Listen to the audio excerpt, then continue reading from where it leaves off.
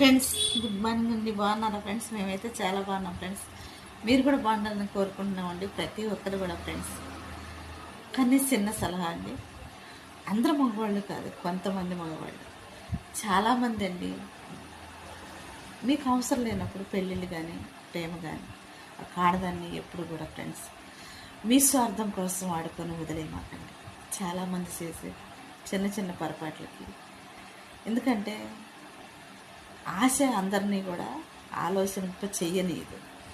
ఆశ అయిపోయిన తర్వాత దాని వెనకాల వచ్చే పరిణామాలు మాత్రం చాలా దారుణంగా ఉంటాయి ఫ్రెండ్స్.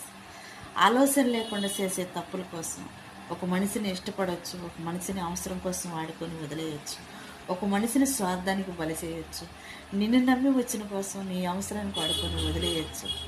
కానీ కాలం సహకరించకపోతే సరేలే అని సరిపుచ్చుకుంటే పర్లేదు, కానీ స్వార్థంతోనూ మోసంతోనూ అన్యాయంతోనూ మీ అవసరాల కోసం ఏ ఫ్యామిలీలోనైనా కానీ ఒంటరిగా ఉన్న వాళ్ళైనా సరే ఉంది ఫ్రెండ్స్, మీ అవకాశం కోసం వాళ్ళు వాడుకొని మాత్రం వదిలేయమాకండి ఫ్రెండ్స్.